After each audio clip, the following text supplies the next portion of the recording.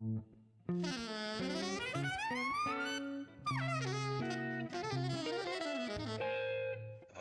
Jazz.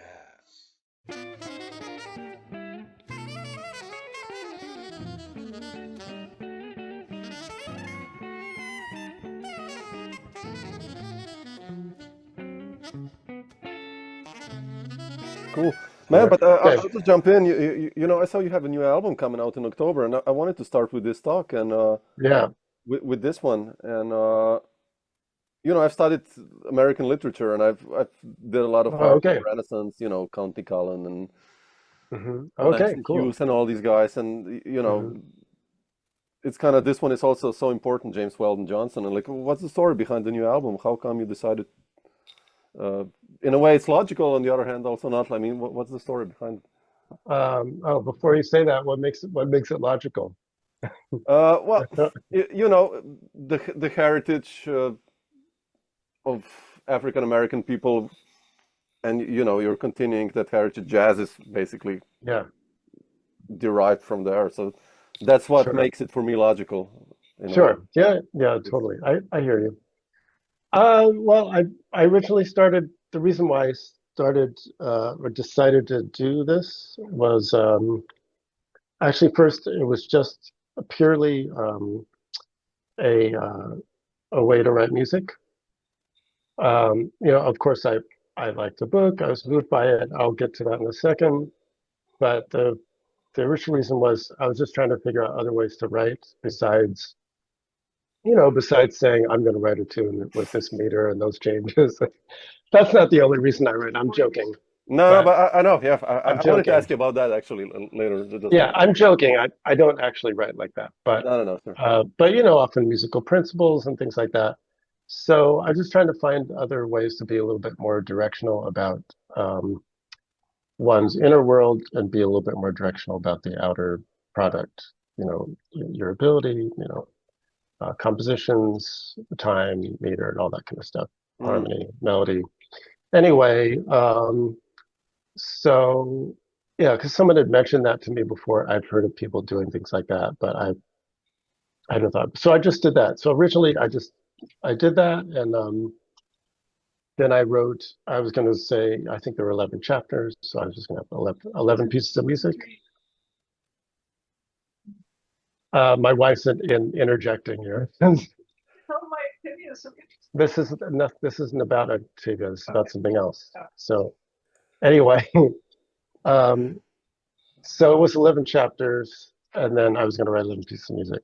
Uh, just it's nice just to have a framework. You just start out with something, and then you yeah. start to write music, and it eventually ended up being 10 tunes for various compositional reasons.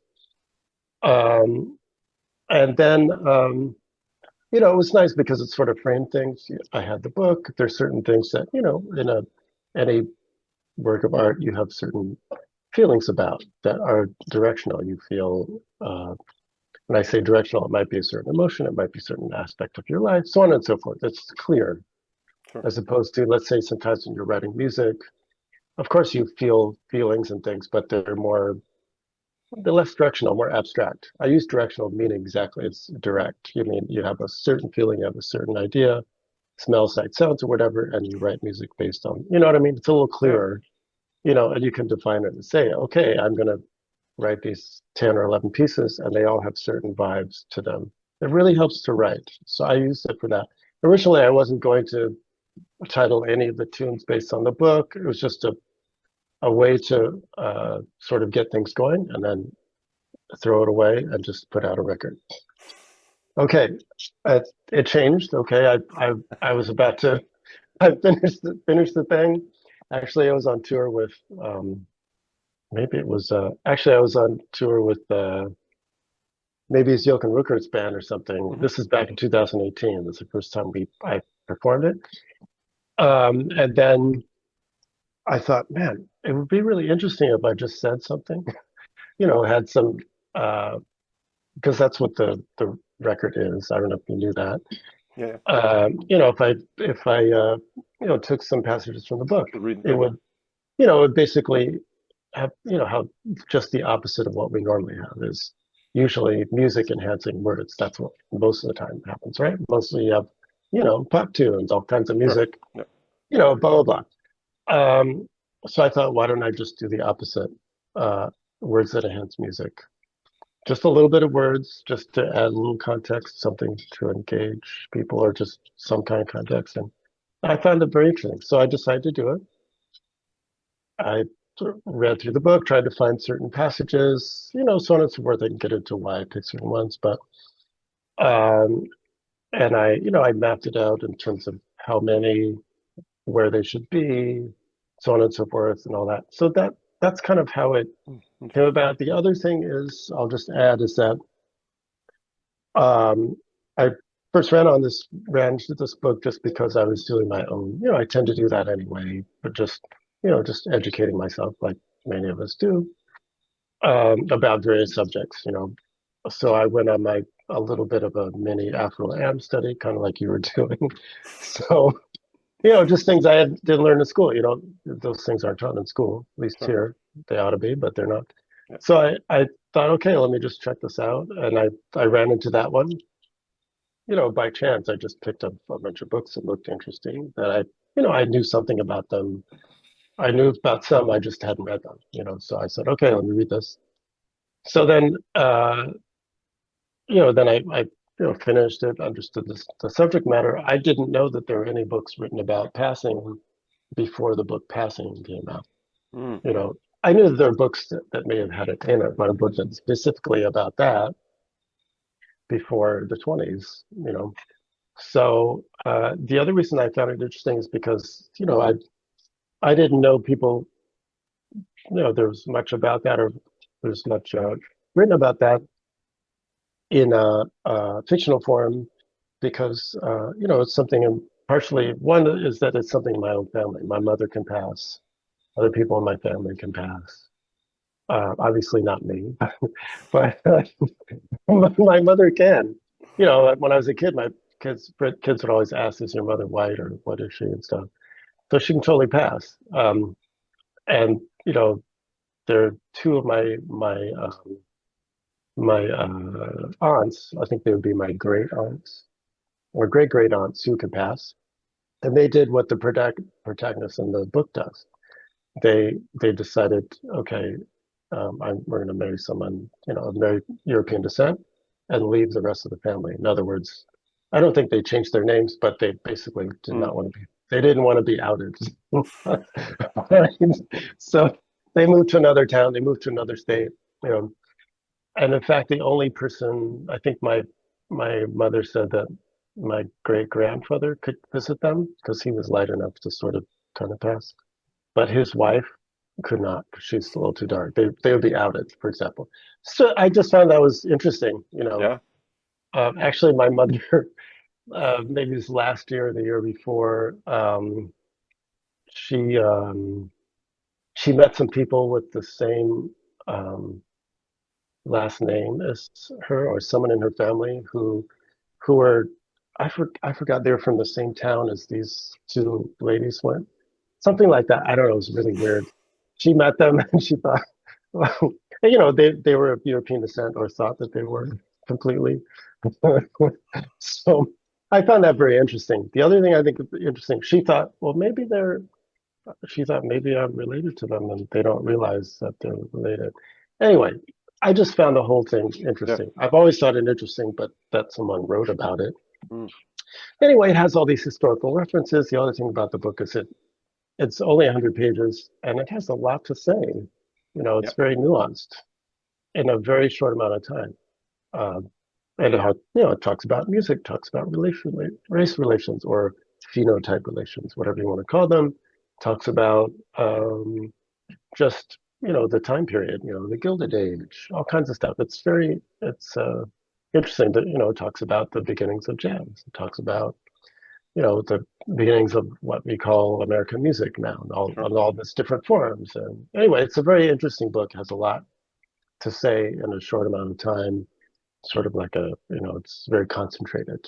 So anyway, that's kind of the process of what happened when I didn't realize what I was getting into in a way, Yeah. How but did it became compositionally? something. What's that? compositionally, like how Mm. did that influence you? I mean, did you have like a common theme, like that you said, like, okay, this is what I'm gonna develop and use like in every composition, or like Yeah, harmonically, did you? they're common themes throughout. Some of Oh, them are okay. melodic. If I took it out, I could show you all the Yeah. details. But yeah, some of them are melodic, and recur throughout. So the most obvious one is the theme, the very first theme.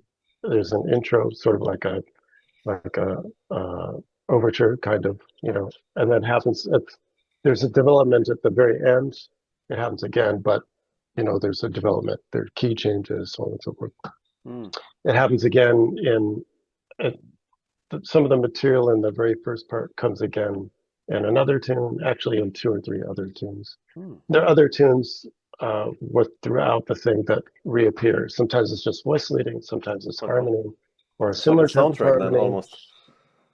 A little bit. Like It's almost like, all, yeah. yeah, it's all related. Quite cool. The keys are picked because they're related in a certain way. Um, so yeah, it's all worked out. It's not just a bunch of tunes. They're. I mean, I don't mean just a bunch of tunes in the sense No, no, that no. there are tunes that are related, but I mean it's conscious. I've decided, I'm gonna have, again, melodic, rhythmic, harmonic, voice leading themes throughout the thing that connect the whole thing together. Mm.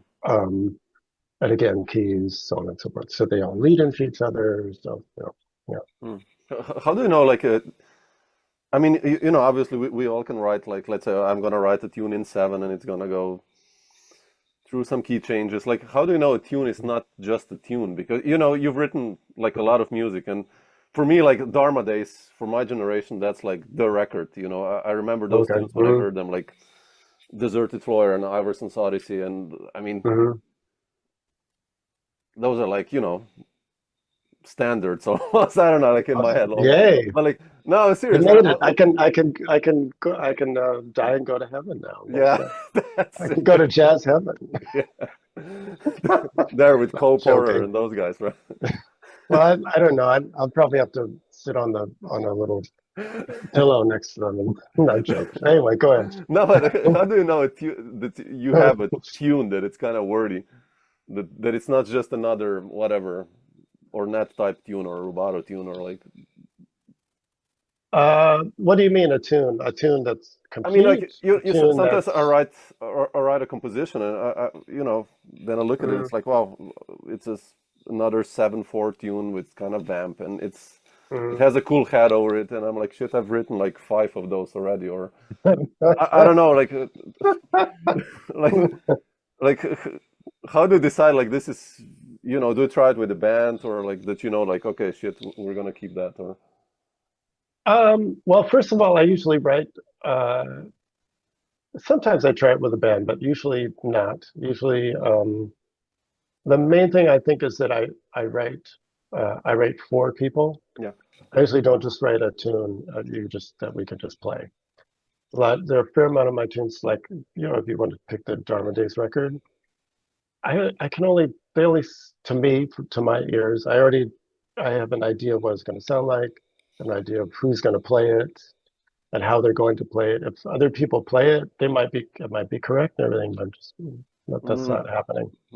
I mean, yeah. it's fine, but it's just a certain character that I expect. Duke Ellington vibe, kind of, yeah. Yeah, you know what I mean. I just I think that's what makes. That's important, yeah. So yeah, that's what I think. I'm not saying the other way of writing isn't. It's good if you're a composer, you need to just put out compositions. That's different. You know what I mean? I understand that. I mean, obviously Duke Ellington was, but he always had a band to write for people. You know what I'm saying? Yeah, If yeah, you're a yeah, composer, yeah, you're yeah. just putting out, you got to write some jingles, you got to write for a 70-piece thing, you got to write for a big band,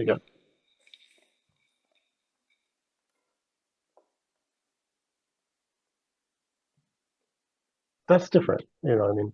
It doesn't matter who's playing. Oh, you're frozen. Can you still Oh, hear me? Okay, good. oh, yeah, yeah, here, yeah. It says internet. It might be on my side. Anyway, Oh, internet we're cool, is yeah. unstable. Okay, so anyway, so yeah, that's one thing. I just write for people. The other is that I don't know. I a lot of about, at least for me, writing is about creating some space that I haven't quite heard before. It might, you know, okay, everything we've heard before. So I'm not saying anything like that. Like I'm writing something. Okay, that's bullshit. I don't mean that. It's hard. I Yeah, yeah, just yeah, mean yeah. Sure. I just mean some little nook and cranny or one some little spot, some little tiny spot that um, that's got its own little uh, corner in a room. That's all. And it usually means it might be the harmony, it might be the voice singing. It usually has to do with the musicians playing the song, right? Because Yeah, they're the ones that, they give it character. If you play something, it sounds very different if somebody else plays it. yeah, That's what jazz is, really. I mean, in many ways, composition is part of it, but it's who plays it. It'd be, for example, if you took a record like Kind of Blue, if that wasn't the band, maybe nobody would ever give a shit about that oh, record. absolutely. Yeah, yeah, You know what I mean? I mean, absolutely. okay, it's compositions, but it's the people who played it. They made it happen. For example. Yeah, yeah. So anyway, I think that's part of it too, at least for me. Just who's going to play it, uh, uh, what each song sounds like next to the other one. Um, yeah, that's the main thing. And again, just trying to find some little. I think a little bit of composition for me is I usually don't think about the solos at all. Almost never. I'm just trying to make a song that sounds like Yeah. something that you might want to listen to, and then let's see if we can play over it. And if it's difficult, sometimes it's awkward. Sure. Sometimes, yeah, but sometimes you can only play one or two courses and that's it. Or Yeah, three. You know what I mean? It's not like yeah, yeah. something like we're going on an adventure, we're going to play forever and make I mean, come on. No, no, Sometimes you can do absolutely. that, Yeah, but sometimes it's like, all right, you know what I'm saying? yeah, It's time to land the plane. Just play the song and that's it. Or you know what I'm saying? yeah, In yeah. other Have you? words, I don't want throwaway tunes. Like we just Yeah, play yeah, this tune sure. to get to something else. So How have you developed as a composer in your own eyes? I mean, like, when I listen to Dharma Days, those tunes are like the heads are really complicated already. And then I listened to the quartet. I saw you guys in Vienna, and okay. I almost had this like ornetish vibe. I mean, the instrumentation is different, obviously, but like you as a composer, like where have your interests gone? Like if you look back, let's say 25 years hmm back. You mean what they were then and what they are Yeah, like now, in your eyes as or a composer, like do you think you're like in a way not opening up, but you're changing? Like you don't have a harmonic instrument. Well, on the new record you do, but like in a quartet Mhm. setting Yeah, now, sure. which I hmm love, by the way, because it's Awesome, so open. I love that. awesome, cool. Thanks, I appreciate it. Yeah, I would say that um,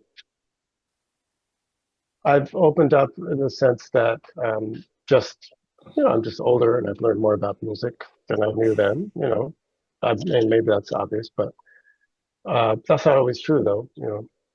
Um, um, Maybe I played. You know, most of my career, as you probably know, has been as a sideman. That's what I've done mostly, and so I've learned a lot.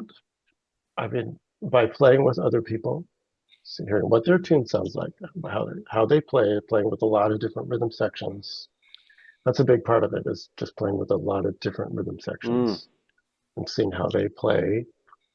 Sometimes the same music or sometimes slightly different music. That's a big one.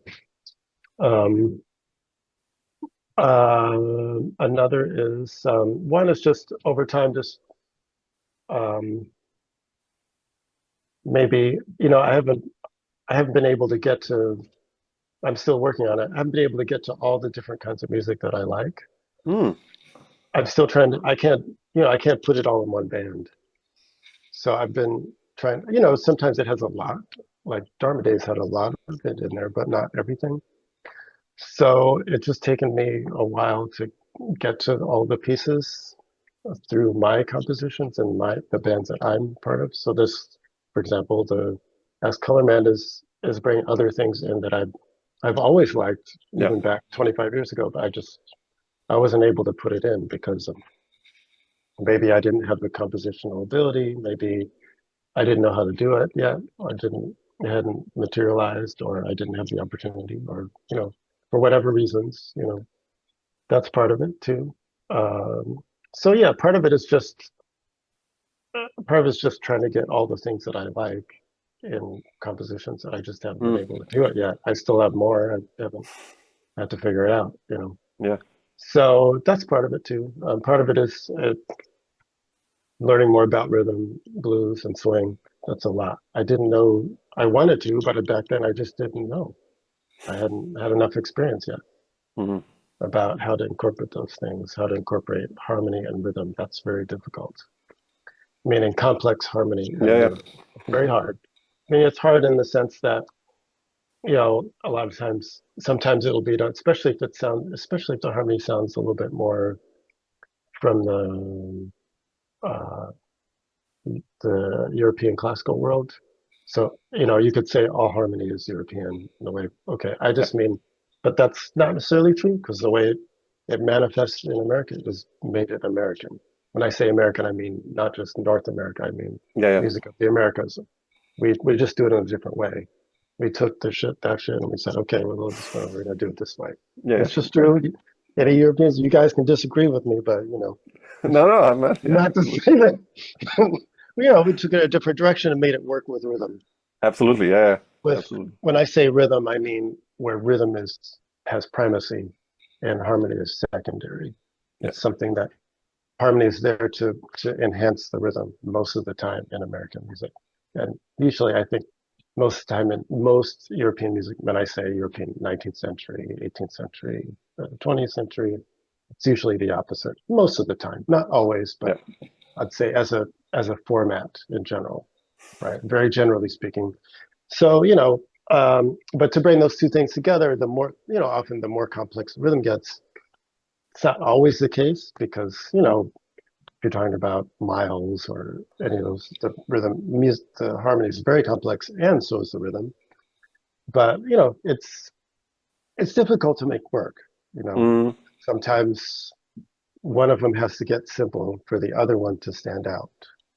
Not always, but it's difficult. It's hard to make work where they're similar or equal, Yeah. because they rub against each other. So anyway, blah blah blah. But just trying to figure that out. Mm. So the cordless quartet part of that is bringing complex harmony Yeah. Through voice leading without a thing. Yeah. yeah Yeah. two or three voice leading I together. love it. Yeah. With a it's part of it is that with long compositions, things like that. So blah blah blah. Anyway. Mm. And you and Jason connect so beautifully.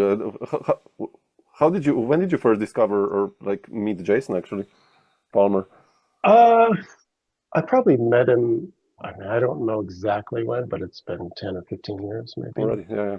I think I met him I was um, at Wally's, and I was just there. I hadn't been there. Maybe I came with my wife, and I was in Boston, and I hadn't been there since college. Might have been, yeah, maybe it was 2010. I don't know, but, Perfect. um, and I knew who Jason was, and he was playing, and they were playing one of my tunes. So it's like, Wow. Oh man. what the Okay. fuck? I mean, I think they were playing Jackie's Place or Ooh, something. It that's was cool. super out. So I think that's when I met him. So I went up there and said, "How do you guys know this too?" Anyway, so that's anyway. Yeah. You see, that's what I said because like Dharma Days, that's like Mhm. that's our Got it. generation. That's Got it. Understood. I Understood. listen to that. We listen to that a lot, man. But the quartet is still alive, right? I mean, Joe told me, Martin, that you're kind of preparing a new album or something like that, but he didn't know Uh, exactly. Or yeah. I mean, there's a new one that's coming out. We record. You know how ECM is. yeah, yeah, Sorry, sure. ECM, if you hear this, but yeah, recorded it over a year ago, and we're they're.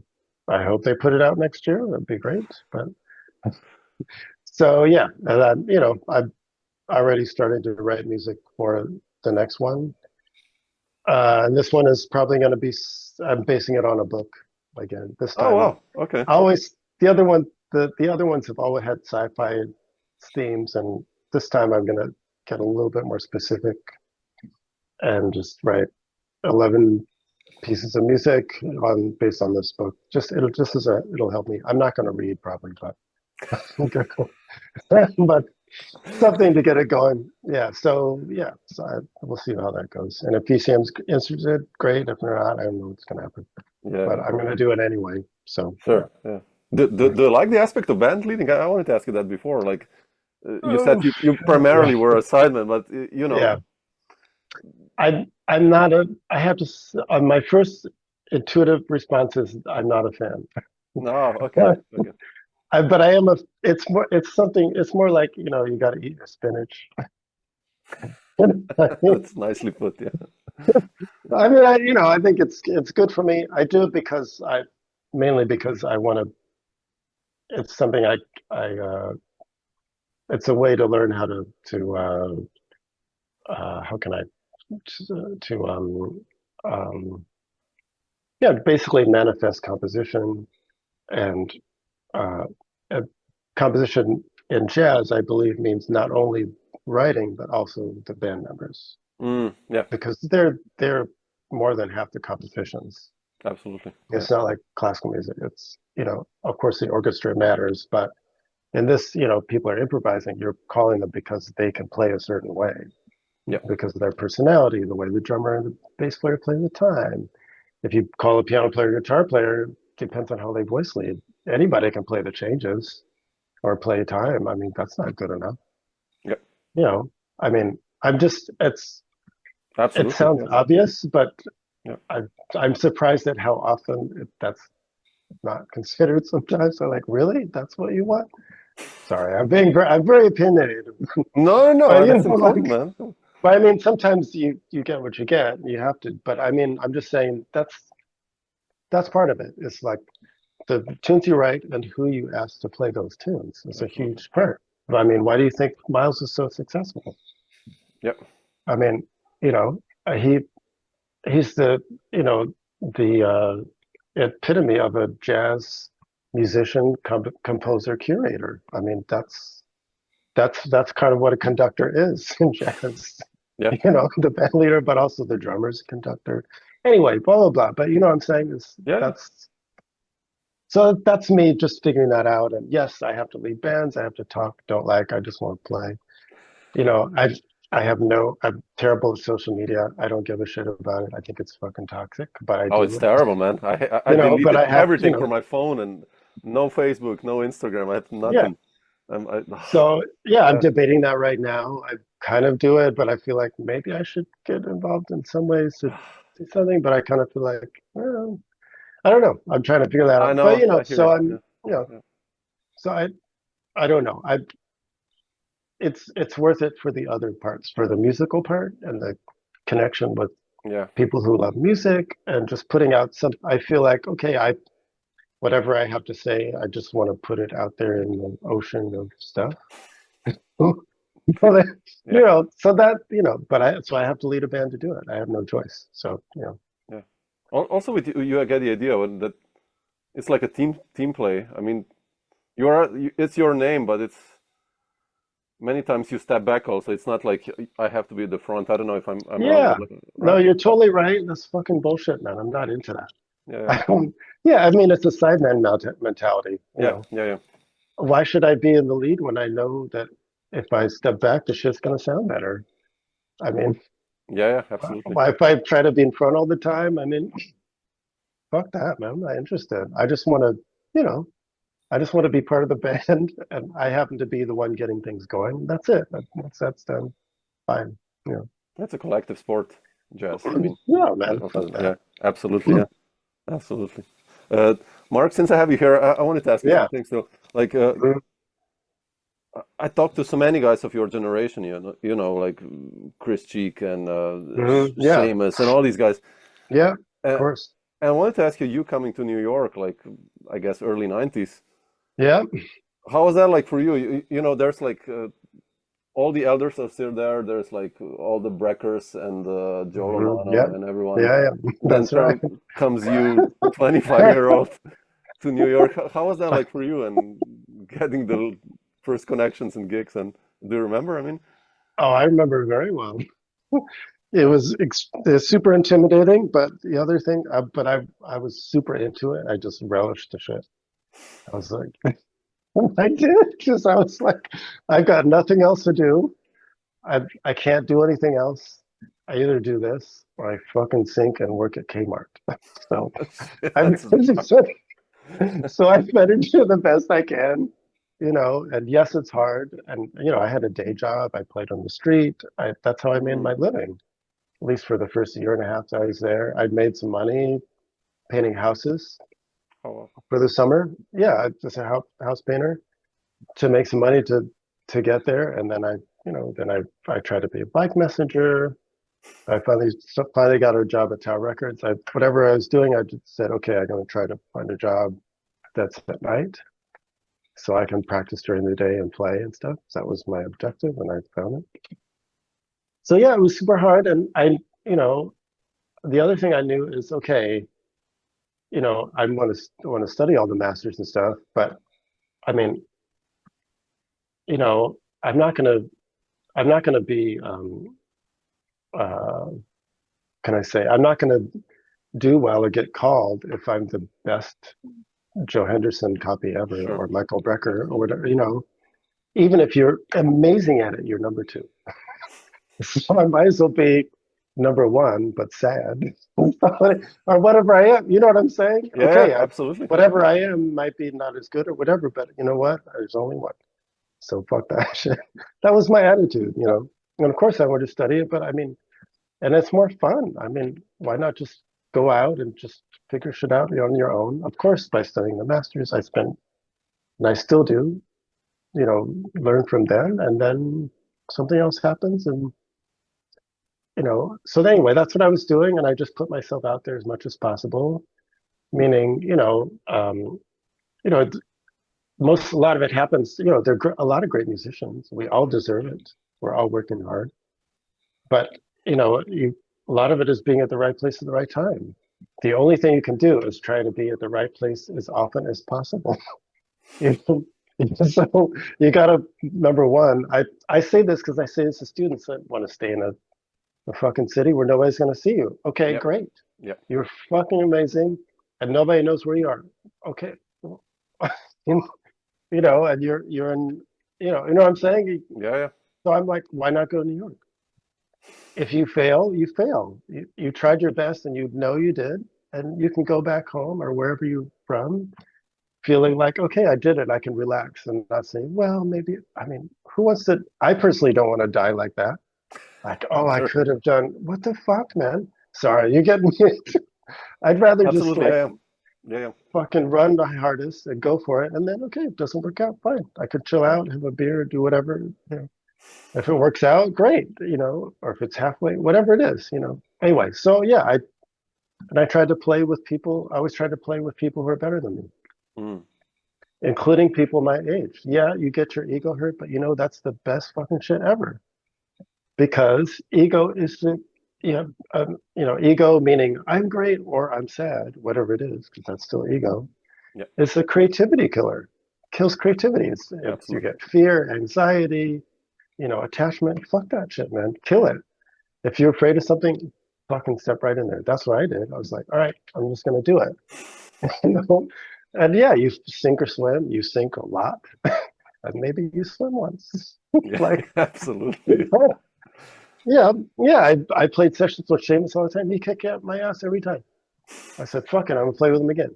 I'm gonna do it again, until maybe it didn't kick my ass so much time. Maybe we are similar. Yeah, I did all the time. And yeah, people, you know, you know, might not want to call you because they don't think you're as good. And I said, fine, I'll wait, and then or I'll just step in even though they didn't ask me. mm, Just yeah, you know what I'm saying? Yeah, just like yes, you get your feelings hurt. That's the fucking point. Yeah. until they don't hurt. You know what I'm saying? Yeah, you have to be Anyway, you're resilient. asking me, but that's what I did. That's what I wanted to do, and it Did you paid have off that over time. right place, right time moment, you said? I mean, do you Yeah, remember many a times. moment? Of course, I was in New York. It was always that. I Yeah. was playing and trying to figure things out. I was working at a tower, and the first time I got a gig where I started, actually, the first time was when Josh won the Monk competition, Mm. and he's playing with Delphi Marsalis on and off. For anyone who doesn't know, he's one of the Marsalis brothers, plays trombone. And I don't know how it happened, but you know, um, Delphio called me. I think maybe it's because Victor Atkins was playing with him or something. Someone, or he also knew we both went to Berkeley. I don't know, but a spot opened up, and I said, "Great, I'll go." Just being, and not being picky about, oh, I don't want to play music. Yeah. Like, fucking, I played anything. I played weddings. I played all kinds of shit. You don't know who's going to hear you, right? Yep. Can't be like, it's not my thing. Yeah, it's not your thing, motherfucker, because you ain't doing shit yet. Yeah. Myself, I'm talking about myself. So I Yep. was like, I ain't nobody. I'm not, anyway. So yeah, that was the first opening. So yeah, I went to New Orleans for 9 months and played there, and I didn't have to do a Oh, wow, okay. day job. Yeah. So I got to just practice and during the day and play. We played at this place called the Crescent City Brew House on the weekends. It was enough to make a living because I think I was paying $250 a month for Oh, rent. wow. Wow. Yeah. And that's all I needed. So yeah, and then of course, yeah, you know what I mean. The grass is always greener. People think when you get on a record or you have something, you're with somebody who's vetted or important. They think, oh, well, you must have something. I didn't have shit, but it's like you're on a record. So but then you get called for something else. And then Yeah. you get called for something else. That's how it happens. You know what I'm Yeah. saying? I mean, it's like Especially the that. There are 90s plenty. New York must have been like that, right? Yeah, It's totally. like, I mean, there are plenty of people who probably deserved it more than me. Whatever, I don't know. But then you just got to put yourself out there. Anyway, so that's what happened. mm, So it kept going. I moved back to Brooklyn. So I moved to actually Manhattan in the Lower East Side in well, okay. September of 1990. Yeah, so that was crack epidemic and all kinds of stuff, all kinds of dealers. Yeah, I saw a documentary the other day, like Yeah, about 80s New York. I was like, man, yeah. That's whew. that's when we were there. Yeah. People complaining about it now. Are you joking? Get with it. It's way more hardcore. Anyway, so yeah, and then I moved back in. So I was still in New York in '91. Went to New Orleans from when was that? Maybe January '92, and moved back in September Mm, to okay. Brooklyn. So yeah, and then at that time I was kind of making a living of music. So I was still playing with Delphio. I started to have other gigs, Mm. so on and so forth. Anyway, I could say more, but you get the idea. I wanted to ask you, coming back to New York, how did you connect then with Kurt and, Brad and Larry, especially your connection Mm. with Kurt seemed so important for, I think, every tenor, saxophone, guitar connection after that, after 2000, was looking after you Mm. guys. Like, how did that happen and your view on, your connection with him? Well, I mean, we knew each other of each other. At least he went to Berkeley, so did I. We all, it was a whole Boston crew, including Chris Cheek, Yeah, Seamus Blake, Roy Rossi, all these people that you know of that you're mentioning. Dan Reeser, yeah, it's a bunch of people, or people in Boston, Chris Speed, so on and so forth, Jim Black. Jim Anyway, Black, yeah, sure. you can go on. There's a lot of people that were there around the same time. Ben Street, Larry Grenadier. He just was in Boston for a little bit, but Josh Redman. Anyway, so on and so forth. Roy Hargrove. I mean, there's plenty of people. Um, so, right, yeah, right around it was around that time after coming back from New Orleans. There were a lot of sessions going on, and I think maybe Ben and Jeff. or maybe it was just Ben or Jeff. I don't remember. Uh, Kurt had been in Spain for a little bit, and around that period, maybe it's 92, maybe it's 93. I don't, somewhere, maybe 93, 94, somewhere in there. I don't remember exactly, but, and, you know, again, like I was looking for things. We were all looking for things. And we played a session together, and something happened. Mm. We're looking for similar things happening harmonically, melodically, I don't know. Yeah, I, and he was already playing with Jeff and Ben. Maybe they were playing in Spain for a little bit. I don't know, but Yeah, sure. and then we started playing. That's how it. That's the first moment I remember is that, and I remember, wow, it's just like from my point of view, there's just a very strong connection in terms of what we were looking for. So, and what we were playing anyway. So that's how it came about. Was that session? I remember that session, and then yeah, then we started rehearsing and playing at Smalls and other places. Yeah. So yeah, that's how that was the beginning, if I remember right. Jeff was living in Brooklyn. I was living in Brooklyn too, and I remember at the time of those rehearsals, Ben and Kurt were living together on. I think they were on. I forgot. I remember where it is. I just don't remember the street. But they're at the bottom of Park Slope on Fifth Ave, and something I forgot. Anyway, but yeah. Yeah, no, I just love that. You know, it's like Jim Hall, Sonny Rollins, Slovano, Schofield, and it's you guys. Yeah. Like Yeah. No, I it's mean, we're all influenced by beautiful. that. Totally, Yeah. all that stuff. Yeah, totally. We're all trying to figure that out. I just remember, for me, I remember that I was, I'll say for myself, I don't know if you want to hear this, but Oh, please, yeah. yeah, I mean, we were all, you know, I was listening to a lot of, you know, late romantic and early 20th century classical music, and, you know, a lot of, uh, I think a lot of people were listening to free music at that point, especially Ornette, at some of the avant-garde, and also that was a period of, I think Whitney had a lot to do with that, just rediscovering the sound of acoustic instruments had an influence on everybody, actually, even people who didn't like his music. I mean, but we all, I mean, I dug it and respected. I think all of us did, actually. I mean, the 80s albums with Yeah, Dane. I I mean, mean, that's yeah, I amazing. mean, Yeah, come on. yeah, Yeah, so that was, you know, we were all influenced by that, you know, and then, you know, all the, you know, what you mentioned, uh, you know, Levano and Sco, and, you know, a lot of music from the 70s, which was sort of not, at that point, maybe not listened to as much, but I think we were all into it. So that would mean, you know, the avant-garde and straight ahead, and yeah, electronic music of that period. So we were just listening to a lot of different things and trying to put things together that maybe weren't together as much, you know. So I remember myself trying to figure that out. I'm trying to figure out how can I put all these things together, and how can I not sound like Wrecker, and not sound like, although I love Train, not sound like another uh, disciple of Train.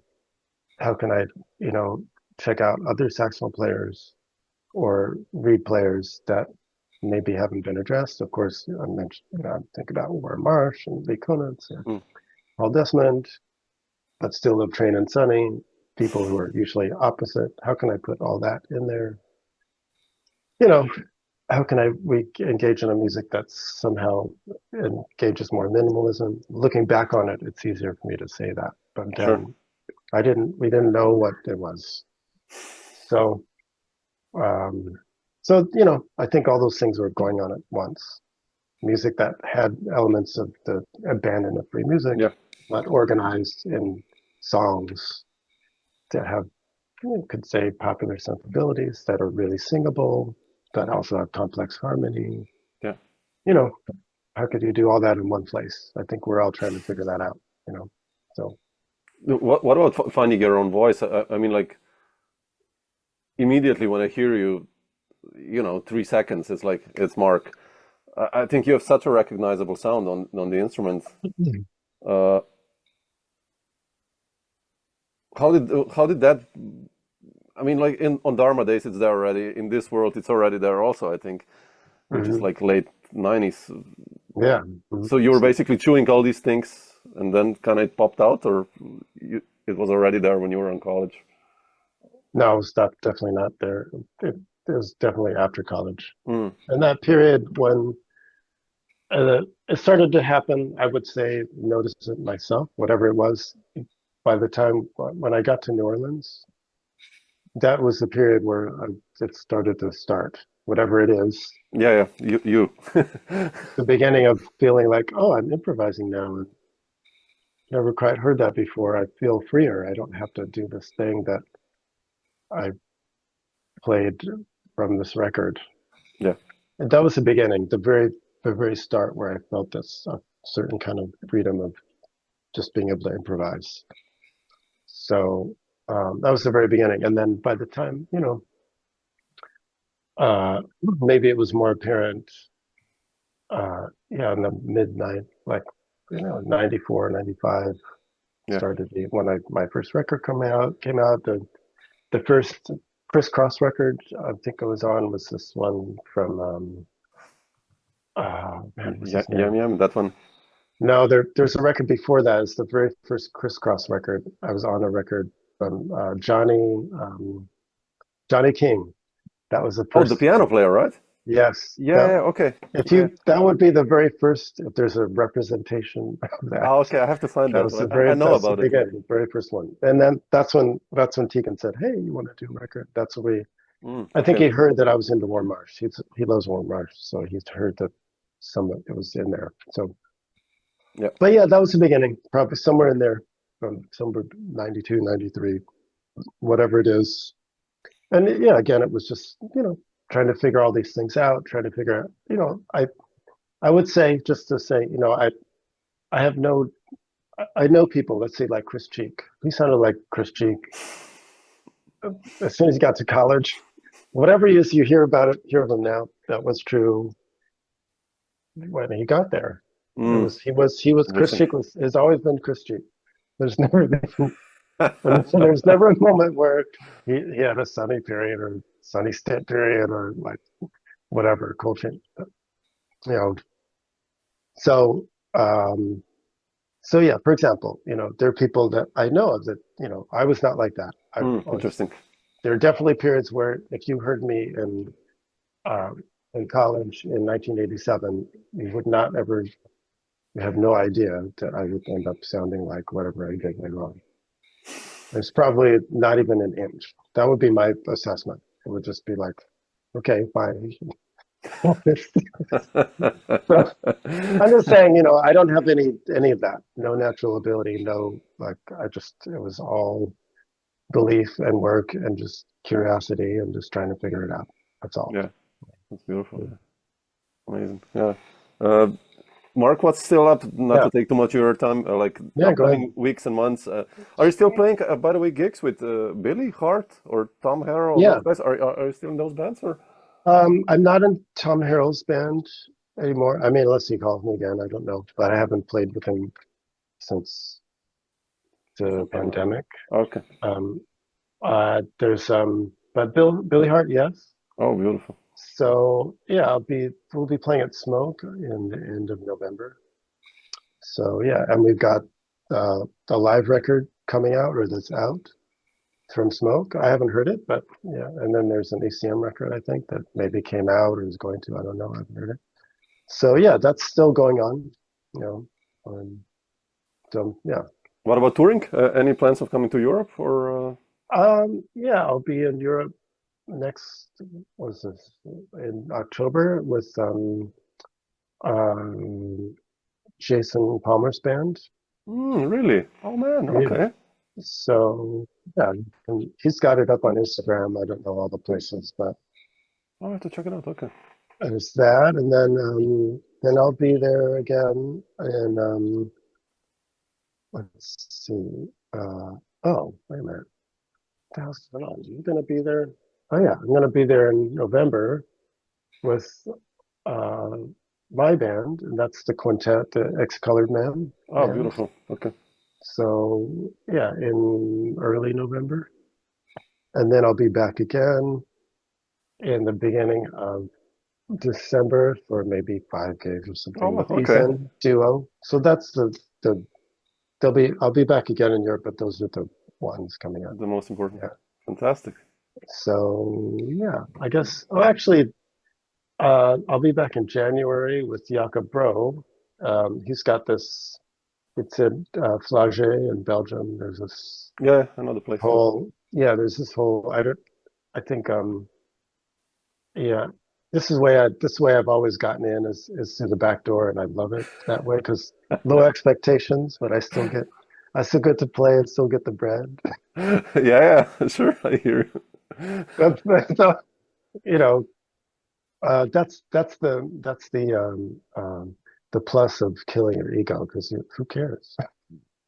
So anyway, but yeah, so I think Ambrose was going to do it or something, and he bailed Oh, out. okay. So Jakob called me. So anyway, it's with the orchestra or something. He wrote some Wow, music. I beautiful. don't know the whole thing. I haven't heard. I don't know, but that's Fantastic. the next time in Europe. So those are the in the near future. Yeah. Oh, are you still gonna do play some solo stuff or solo gigging? Because speaking of Jacob, Mhm. I know you did like Yeah, on his label that solo record, that's right. which I Yeah. love, by the way, and it went quite Oh, under the radar, to be honest. And uh, yeah. Thanks. I don't know how to get it above the radar because I have no no, it's social so media good, man. I chops. mean, I should. it's really good. If you could tell me, I don't know. I don't know how to do it. It'd be nice to get. But I think I'm not going to do. I don't have any plans. Okay. But maybe I wouldn't mind trying to figure it out.